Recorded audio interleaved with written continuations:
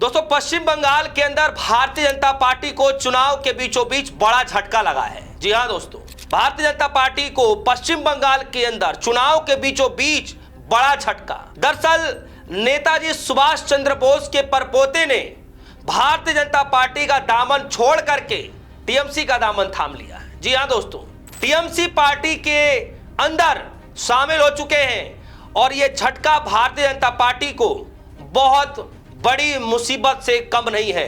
दरअसल पश्चिम बंगाल दोस्तों एक ऐसा चुनाव है जो इतना महत्वपूर्ण माना जाता रहा है भारतीय जनता पार्टी के लिए कि सारे हथकंडे अपना दिए जाते हैं, लेकिन इसके बावजूद भी ममता बनर्जी को पीछे नहीं कर पाते हैं। और इसीलिए इस बार भी भारतीय जनता पार्टी सारे हथकंडे अपनाने के बावजूद भी आप देखिए कि लोगों का यह कहना है कि सब कुछ हथकंडे अपनाने के बावजूद भी टीएमसी के आसपास भी बीजेपी भटक नहीं पा रही है।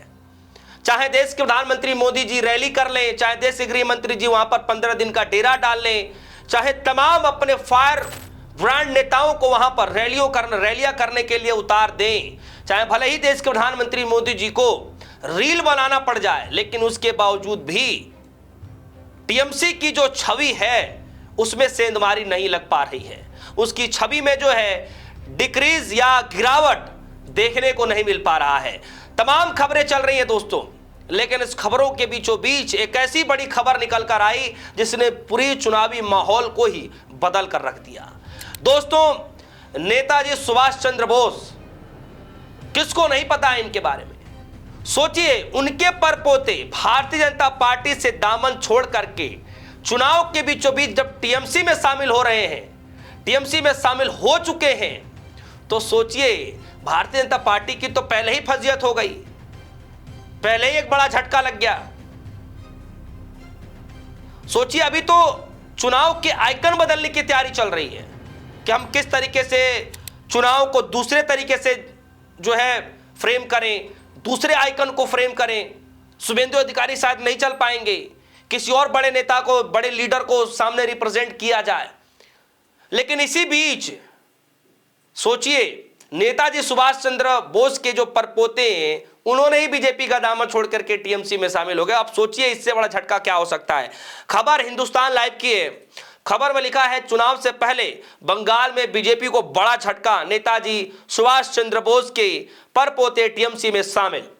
न सिर्फ टीएमसी में शामिल हुए हैं, बल्कि क्या क्या बीजेपी के ऊपर आरोप लगा रहे हैं वो भी मैं आगे आपको इस खबर में बताऊंगा।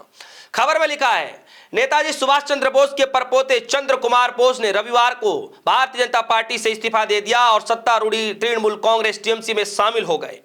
विधानसभा चुनाव से ठीक पहले इस बड़े उलटफेर ने पश्चिम बंगाल की राजनीति में हलचल मचा दी है। चंद्र कुमार बोस के टीएमसी में शामिल होने को ममता बनर्जी की पार्टी के लिए बड़ा राजनीतिक लाभ माना जा रहा है, जबकि भाजपा के लिए एक करारा झटका साबित हुआ है।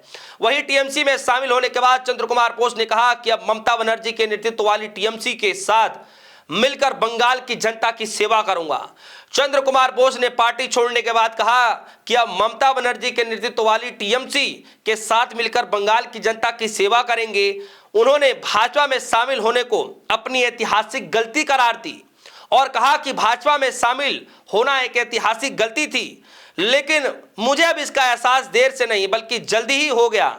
अगर किसी पार्टी का एकमात्र उद्देश्य चुनाव जीतने के लिए मतदाताओं के बीच विभाजन और ध्रुवीकरण पैदा करना है तो मैं इसे स्वीकार नहीं कर सकता। सांप्रदायिकता का मुकाबला सांप्रदायिकता से नहीं किया जा सकता। आइए हम सभी समुदाय एकजुट करें ताकि हमारे राष्ट्र की एकता की रक्षा हो सके।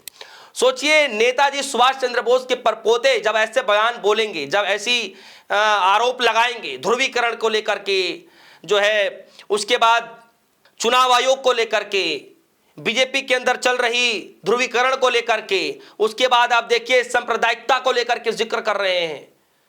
सोचिए, चुनाव के बीचों बीच ये सब कुछ कहना पड़ रहा है और चुनाव में कोई भी बयान के बड़े मायने निकाले जाते हैं और ये बयान तब और ज्यादा गंभीर हो जाता है जब कोई बड़ा लीडर इस तरीके का बयान दे रहा हो, वो भी उस पार्टी से निकलने के बाद जिस पार्टी में उनका दामन छोड़ करके अपनी जो है सत्तारूढ़ी पार्टी में शामिल होने के बाद ये बात कह रहे हैं, बयान दे रहे हैं, तो सोचिए कितना गंभीर हो सकता है ये पूरा मामला चुनाव के बीचों बीच।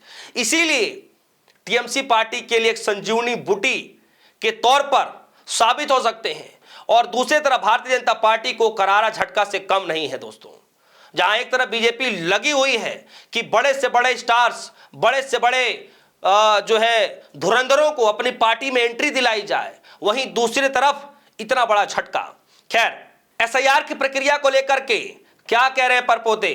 चंद्र कुमार बोस जी कह रहे हैं कि हाल ही में पश्चिम बंगाल की मतदाता सूचियों में विशेष गहन संशोधन यानी एसआईआर की कड़ी आलोचना करते हुए कहा कि राज्य के करीब 90 लाख से ज्यादा लोगों का मतदान अधिकार खो दिया है, जिनमें कोई वास्तविक मतदान शामिल है।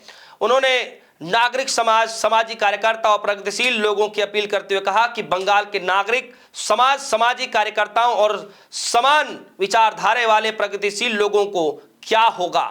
क्या आप विरोध नहीं करेंगे? उठो, जागो और अपने लक्ष्य की प्राप्ति कर तक रुको नहीं। बंगाल की क्रांतिकारी लोग इस अपमान पर चुपचाप सहन नहीं करेंगे।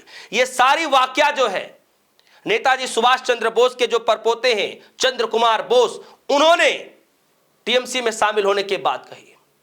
दोस्तों, चुनाव इस वक्त सबसे ज्यादा अगर नजरें निगाहें टिकी हुई हैं किसी की भी, तो वो है पश्चिम बंगाल। दोस्तों, पश्चिम बंगाल के अंदर एक तरफ ममता बनर्जी चौथी बार सीएम बनने का दावा कर रही हैं, तो वही भारतीय जनता पार्टी का यह मानना है कि उनकी रणनीतियों के तहत वहां पर भगवा जाएगा कि कौन जो है बाजी मारने वाला है, किसके माथे पर जो है वो सरताज चढ़ने वाला है, चुनाव का जीत का सहरा किसके माथे पर चढ़ेगा, तो बाद की बात है।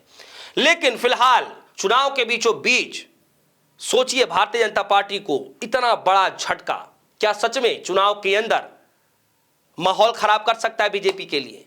आपको क्या लगता है दोस्तों? ना सिर्फ पार्टी छोड़ना बल्कि इतना बड़ा बयान देना।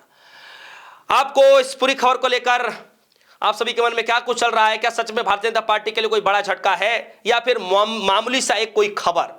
आपके नजरों में इस खबर को कैसे देख पा रहे हैं? वीडियो कमेंट सेक्शन में जाइएगा, अपनी राय रखिएगा। फिलहाल के लिए दीजिए इजाजत। देखते रहिए न्यूज़। धन्यवाद।